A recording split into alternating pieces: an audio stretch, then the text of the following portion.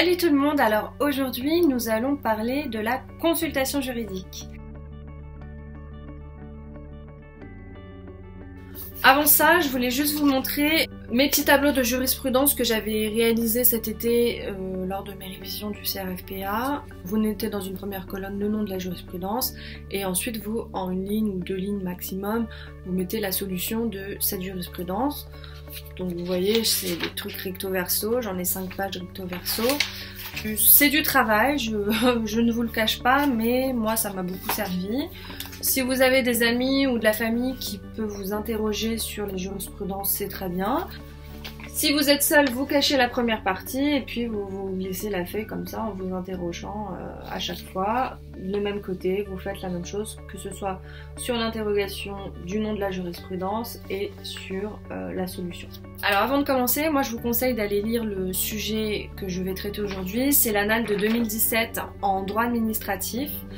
Si vous ne l'avez pas, je peux vous envoyer par mail les sujets de 2017 et de 2018 dans toutes les matières, oblique, droit admis et procédure admis. Envoyez-moi un petit mail sur learn-droitpublic@gmail.com et je vous enverrai tout ça. Mais lisez-le bien avant de continuer de regarder la vidéo. Alors, comment ça se présente une consultation juridique? Je pense que la Commission nationale du barreau a décidé de nommer cette épreuve de consultation juridique pour se donner bon genre. En fait, c'est tout simplement un cas pratique, enfin plusieurs cas pratiques. Là, il y en a 1, 2, 3, il y a 4 cas pratiques pour l'épreuve de 2017 en droit administratif. Première chose que vous devez faire, c'est que lorsque vous allez retourner votre sujet, vous allez le lire une première fois sans annotation, sans surlignage, vous le lisez une première fois en entier. C'est très important. Même si vous vous dites « Ah là ça me fait penser à ça, je le note tout de suite », non, parce que ça peut peut-être vous induire en erreur. Vous le ferez lors de votre seconde lecture. Qu'est-ce que je peux vous dire d'autre sur des petits conseils avant de commencer l'épreuve? Oui, demandez aux surveillants de vous donner plein de pages de brouillon. Je vous conseille de prendre une page de brouillon par cas pratique. Là, il y en a 4, vous prenez 4 pages. Vous pouvez en prendre plus, mais moi, je vous conseille pas d'écrire un maximum sur vos feuilles de brouillon. Vous notez juste les idées essentielles, les noms de jurisprudence avec leur date, et c'est tout. N'écrivez pas tout à la main comme si vous allez écrire sur votre copie. Vous n'avez que 3 heures.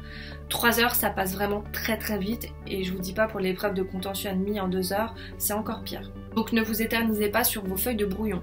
Sur les feuilles de brouillon, écrivez que sur le recto, jamais sur le verso, parce que vous pouvez risquer d'oublier de noter ce que vous avez mis sur le verso. Consultation juridique, ça veut dire quoi? Ça veut pas forcément dire que vous devez écrire comme si vous vous adressiez à votre supérieur hiérarchique, que ce soit en collectivité ou que vous soyez avocat, comme si vous écriviez un mémoire ou comme si vous écriviez à votre client. D'accord, vous ne devez pas commencer par je suis sollicité par monsieur X. Non, surtout pas. Jamais de jeu d'ailleurs, jamais de nous, jamais de jeu. Il faut toujours rester neutre dans votre rédaction. D'accord? Alors oui, n'oubliez pas également que vous ne devez pas commencer dans le désordre vos cas pratiques. Si vous vous sentez plus à l'aise sur le dernier cas pratique, ne commencez pas par le dernier, vous commencez toujours par le premier. Pourquoi?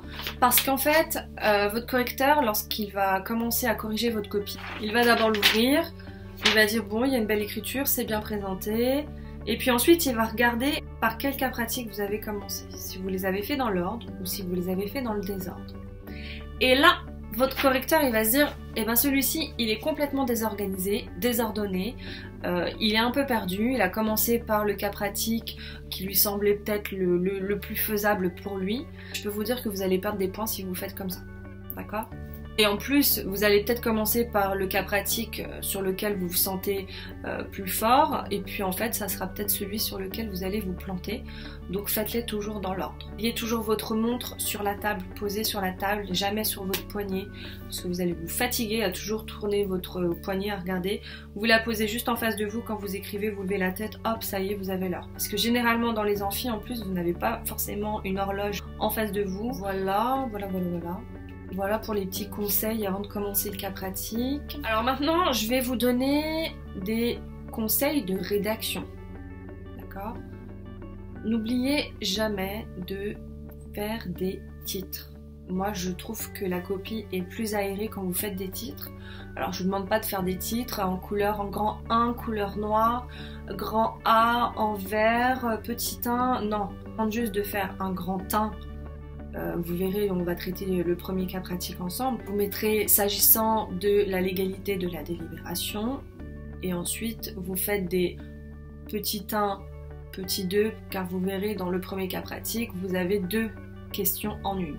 D'accord ? Séparez toujours les questions, ne les faites jamais ensemble. Donc vous allez commencer à écrire sur votre copie en écrivant grand 1, s'agissant de la légalité de la délibération. Ensuite, vous allez écrire les faits. Les faits, il faut surtout pas vous éterniser sur les faits. En 2 lignes maximum, c'est emballé, c'est posé, d'accord? Donc vous dites que le conseil municipal a adopté une délibération relative à la suppression de certains services publics, mais la liste n'est pas encore arrêtée. Les élus souhaiteraient supprimer la piscine municipale et certains parents d'élèves souhaitent contester la légalité de la délibération. Alors, question de droit, on nous dit à la fin du paragraphe sur ce cas pratique là, donc à la fin de celui-ci, ce paragraphe là, on nous dit vous leur indiquerez les différentes voies de droit envisageables et leurs chances de réussite. Donc là vous voyez, il faut surtout pas traiter les 2 questions ensemble, vous les séparez. Première question sur les différentes voies de recours et deuxième question sur les chances de réussite. Question de droit, quels sont les recours possibles pour les parents d'élèves afin de contester la légalité de la délibération? D'interrogation, et vous commencez par les différents types de recours possibles. Quand vous lisez votre sujet, vous verrez il y a plein de mots-clés qui vous feront tilt. Qui vous feront tchoulin, vous savez la petite lumière qui s'allume, ah ouais. Et là vous vous dites j'ai évité le piège, c'est bon. N'oubliez pas les verbes, comment ils sont utilisés, au futur ou pas, d'accord. On nous dit le conseil municipal souhaiterait, donc moi je souligne le souhaiterait. Souhaiterait la suppression de certains services publics, faites toujours attention aussi. Si la liste des services publics à supprimer n'y est pas encore vraiment arrêtée, les élus envisagent, vous soulignez envisagent, dans cette délibération de s'attaquer entre guillemets. Donc c'est pas fait, rien n'est fait en fait, rien n'a été supprimé. Pour les différents types de recours envisageables, vous faites une petite phrase d'introduction en disant que pour contester la délibération, il existe le déféré préfectoral. Pensez au recours administratif avant d'envisager un recours contentieux, car cela suspend le délai de recours. Et ensuite, il y a le recours pour excès de pouvoir. Petit a pour le déféré préfectoral, vous dites que depuis 1982, il est possible de déférer au tribunal administratif les délibérations du conseil municipal, que le préfet estime contraire à la légalité, dans un délai de 2 mois, au titre de l'article 72 de la Constitution. N'oubliez pas le déféré provoqué. L'administré peut saisir le préfet sous 2 mois d'une demande de référé. N'oubliez pas que selon les jurisprudences Brasseur de 91 et Commune du Port de 97, que la saisine du tribunal administratif dépend du pouvoir discrétionnaire du préfet, qui peut refuser de déférer cette délibération. Faites en l'espèce, les parents d'élèves peuvent demander au préfet de contrôler la délibération, mais qu'il y a un risque que le préfet refuse de transmettre la délibération. Petit b pour le recours administratif, l'article 411-2 du Code des relations entre le public et l'administration dispose que, et là vous l'écrivez, je ne connais pas par cœur, que toute décision administrative peut faire l'objet pour l'introduction d'un recours contentieux, d'un recours gracieux ou hiérarchique. Il existe le recours hiérarchique et le recours gracieux. Le recours hiérarchique s'adresse au supérieur hiérarchique. Vous dites qu'en vertu du principe de la libre administration, le maire n'a pas de supérieur hiérarchique, donc il n'est pas possible de former ce recours. Vous passez donc au recours gracieux. Le recours gracieux s'adresse à l'auteur de la décision, donc ici au conseil municipal. Donc vous faites en l'espèce globale, les parents d'élèves ne peuvent pas former un recours hiérarchique. Toutefois, ils peuvent s'adresser par le biais du recours gracieux au conseil municipal. Passez ensuite au petit c pour le recours contentieux. Première question que vous devez vous poser ici, c'est devant quelle juridiction vous devez aller. Pas devant le juge administratif car on est face à une délibération d'une collectivité territoriale. Deuxième question, c'est la recevabilité du recours. Vous le dites, ça dans votre cas pratique. Recevabilité du recours, il faut donc savoir si la délibération fait grief ou pas. Vous citez l'article R421-1 du Code de justice administrative. Le juge administratif ne peut être saisi que par voie de recours contre une décision. Ici, il s'agit bien d'un acte d'intention, donc c'est un acte non décisoire. Vous citez les faits, vous dites que dans les faits, il est précisé que les élus envisagent, que le conseil municipal souhaiterait supprimer la piscine, mais que la liste n'est pas encore arrêtée. Donc, en l'espèce, la délibération du conseil municipal est une simple déclaration d'intention, insusceptible de faire l'objet d'un recours pour excès de pouvoir.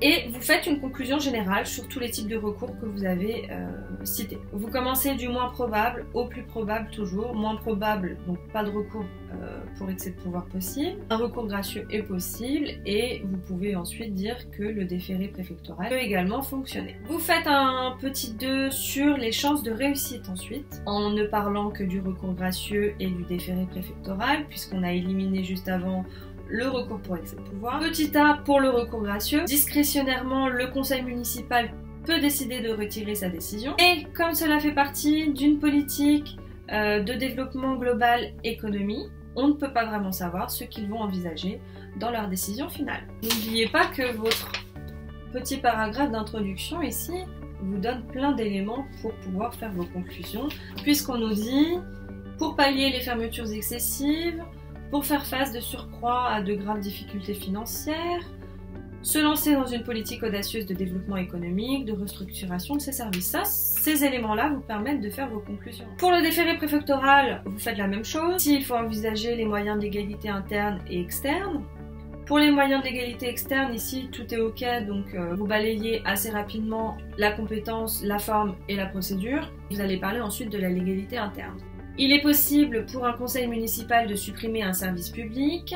Vous faites la distinction entre les services publics obligatoires, par exemple la police municipale, et les services publics facultatifs, la piscine. Vous dites que si le service public est facultatif, le conseil municipal peut le supprimer. Si la piscine a été créée librement, le conseil municipal peut la supprimer également librement, en vertu du parallélisme des compétences et en vertu du principe de mutabilité du service public. Conseil d'État 1902. Ah, ça doit être un automatisme. Compagnie nouvelle du gaz de Desvilles-les-Rouen. Vous concluez, par conséquent, il n'y a pas d'erreur manifeste d'appréciation. Vous dites qu'il semblerait que le déféré préfectoral ne soit pas une solution adéquate et que les parents d'élèves ont peu de chances de voir leur recours valable.